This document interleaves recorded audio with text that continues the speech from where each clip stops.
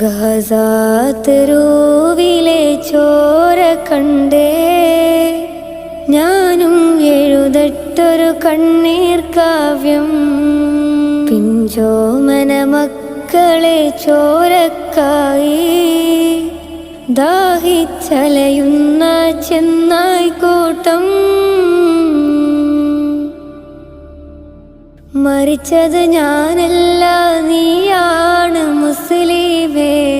ഫാസിസ തടവറയിൽ അടിമയായി നിൽപ്പോ നീ എന്ന് തീരും ഈ കണ്ണുനീരിൻ മോചനം നേടുകില്ലേ? ഫലസ്തീൻ ചിരിയെന്നത് കാണാക്കിനാവല്ല, അറബിപ്പൻ വിളയുന്ന കാലം വരുന്നുണ്ട് തഖ്വ കൊണ്ട്.